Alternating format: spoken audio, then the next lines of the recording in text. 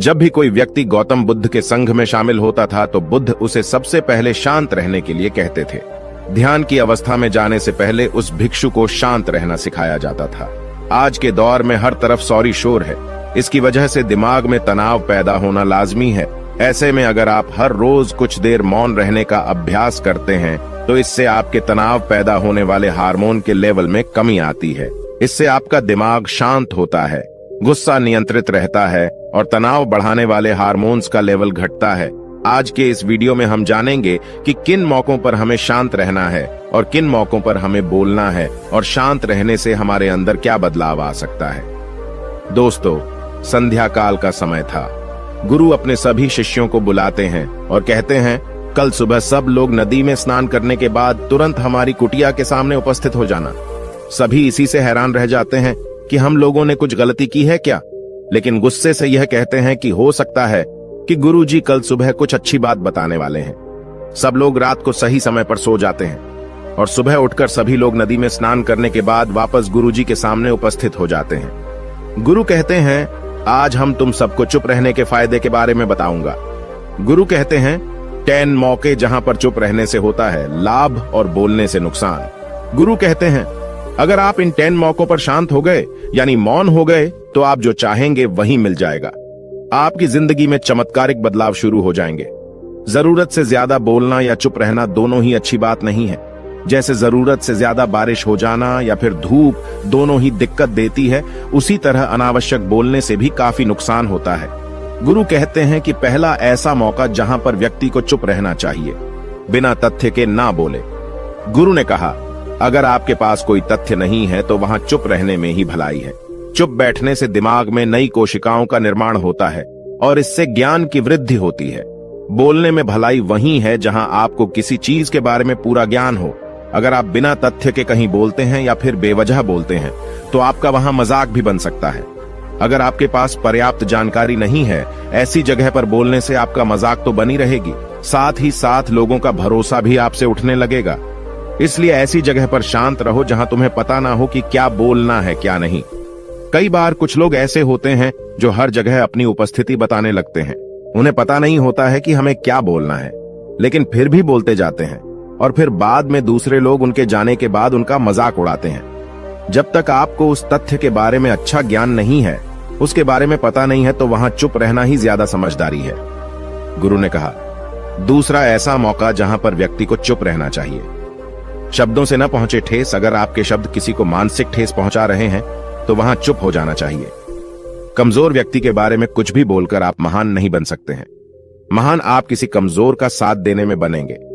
कई बार होता है कुछ लोग अपने से छोटे व्यक्ति को भला बुरा कहते रहते हैं। सामने वाला इंसान तो कद से आपसे छोटा है, वह आपको कुछ नहीं बोलेगा, लेकिन आप उसकी नजरों में गिरते चले जाएंगे। हो सकता है कि कल वह भी आपसे पद में बड़ा हो जाए। पद में आपसे जब वह बड़ा हो जाएगा तो आज जो रवैया आपका उसके साथ है, आने वाले समय में वह भी आपके साथ वही करेगा। आप किसी को नीचा दिखाकर बड़ा नहीं बन सकते हैं। बड़ा बनना है तो अपने से छोटे लोगों का इज्जत भी करना सीखें और साथ ही साथ बड़े लोगों का भी सम्मान करना चाहिए। लोगों को लगता है कि अगर वह अकड़कर बोलेंगे और सामने वाले को नीचा गिराने की कोशिश करेंगे तो वह बड़े बन जाएंगे, तो यह उन सब की भूल है। बड़े होने की बजाय आप उनकी नजरों में गिरते चले जाएंगे। गुरु ने आगे कहा, इसलिए शिष्यों, तुम सब जब भी बोलना आदर भाव से बोलना ताकि तुम्हारी बात लोगों को अच्छी लगे। बोलने में भाई बहन, माता पिता, मित्र इत्यादि संबोधन शब्दों का इस्तेमाल जरूर करना। इससे तुम्हारी मान प्रतिष्ठा तो बढ़ेगी ही, साथ ही साथ लोगों की नजरों में तुम समझदार व्यक्ति बनते जाओगे।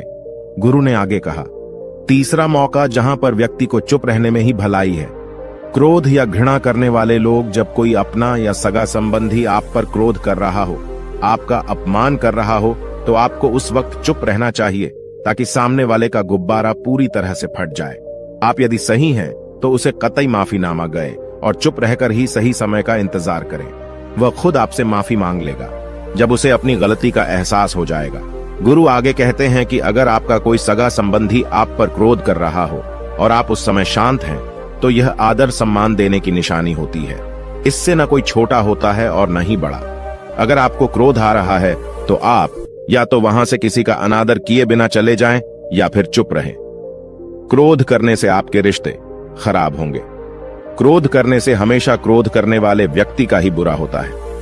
गुरु आगे कहते हैं कि एक बार की बात है, एक सांप जंगल से भागते हुए किसी राजा के घर में पहुंच गया। लोगों ने छेड़खानी की तो वह बहुत ही गुस्सा हो गया, जिससे घर में जो तलवार पड़ी हुई थी उसी को लपेटकर कसने लगा और धीरे धीरे उसका पूरा शरीर कट गया।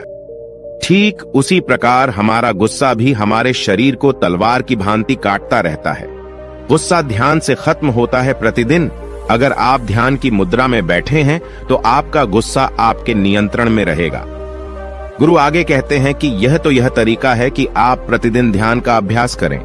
इससे आपके शरीर में जो हार्मोन्स गुस्से को बढ़ावा देते हैं वह सब तुम्हारे नियंत्रण में रहेंगे, जिससे शरीर गुस्से पर आसानी तुम्हारा से काबू पा लेगा।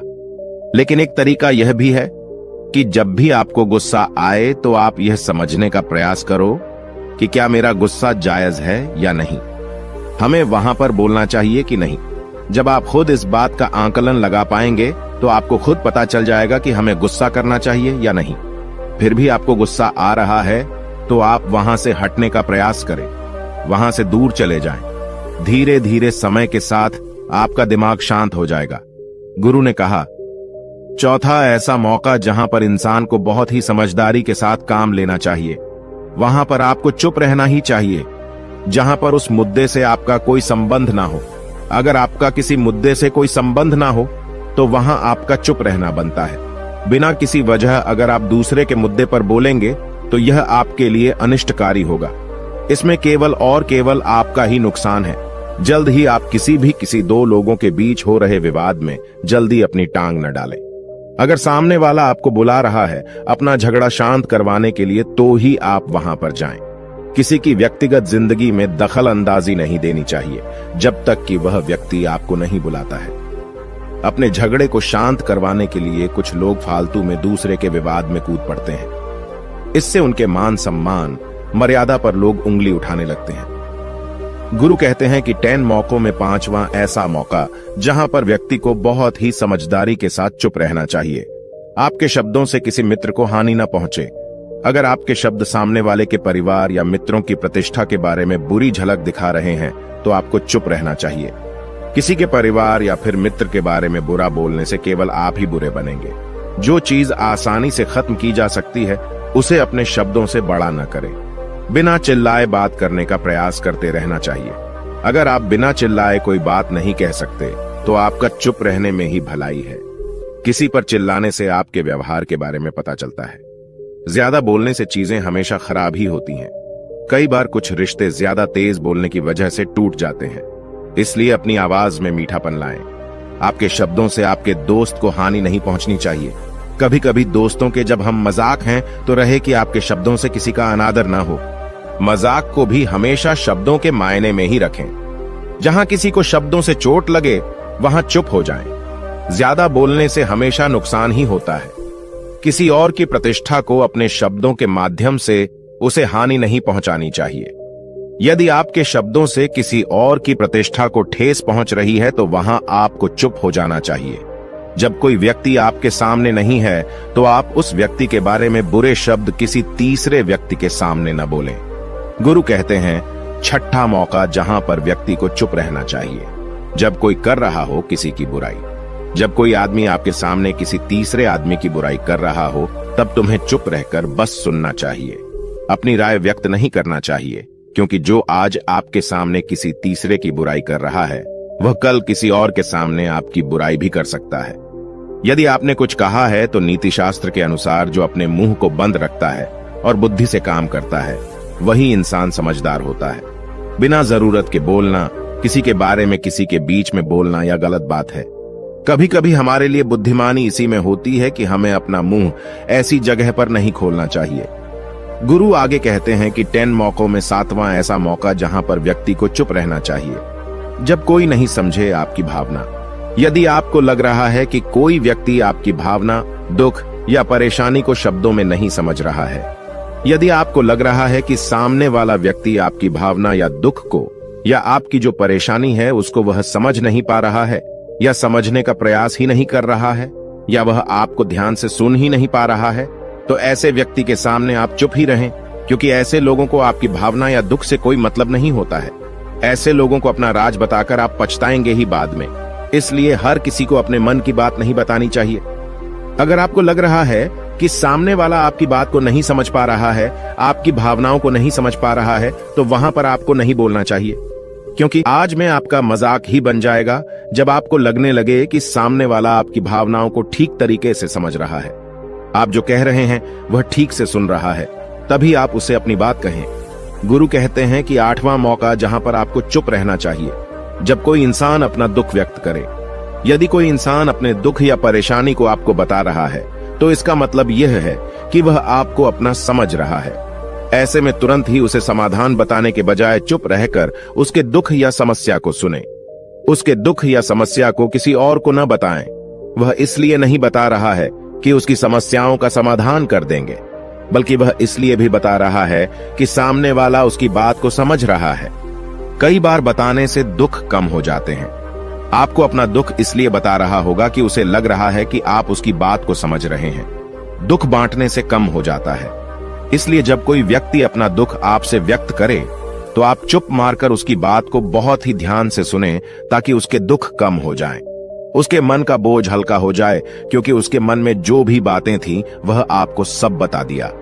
गुरु आगे कहते हैं कि 10 जगहों में 9 ही ऐसी जगह जहां पर आपको चुप रहना चाहिए। जहां पर दुष्ट प्रकृति के लोग रह रहे हों और गाली गलौज कर रहे हों, तो आप वहां पर मत जाइए। ऐसी जगहों से आप चुपचाप निकल जाएं, अर्थात अपनी प्रतिक्रिया दिए बिना आप वहां से चले जाएं, क्योंकि जिसकी जुबान खराब होती है, जो दुष्ट प्रकृति के लोग होते हैं, उनको आप ऐसे समय में नहीं समझा सकते हैं। जब उनका दिमाग पूरी तरह से शांत हो जाए, तभी वह आपकी बात सुनेंगे।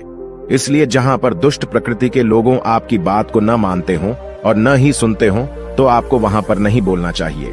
गुरु कहते हैं कि 10 माह ऐसा मौका जहां पर आपको शांत हो जाना चाहिए। अपनी सफलता का राज हर किसी को न बताएं। कई बार होता है कि कुछ लोग जो सफलता को बहुत ही जल्दी अर्जित कर लेते हैं, वे हर जगह अपनी सफलता का ढिंढोरा पीटने लगते हैं। ऐसे में क्या होता है कि कई लोग आपकी सफलता से खुश नहीं होते हैं। अगर आप अपनी सफलता का जबरदस्ती लोगों में ढिंढोरा पिटवा रहे हैं, तो लोगों की नकारात्मक ऊर्जा आपको प्रभावित कर सकती है। जब आप सफल होंगे, तो सबको पता चल जाएगा कि आप सफल हो गए हैं। ढिंढोरा पीटने से नुकसान आपका ही होगा। इतना कहकर गुरु ने कहा, शिष्यों, आज के लिए बस इतना ही। अगर तुम सब मेरी इन 10 बातों को अपने जीवन में अपना लेते हो, तो तुम सब काफी हद तक परेशानियों से बचे रहोगे। यहां से जाने के बाद मेरी यह बातें आपके जीवन किसी वरदान से कम साबित नहीं होंगी। दोस्तों, मुझे उम्मीद है इस वीडियो से आपको बहुत कुछ सीखने को मिला होगा। अगर आप नए हो तो हमसे जुड़ने के लिए इस चैनल को सब्सक्राइब करना मत भूलिएगा।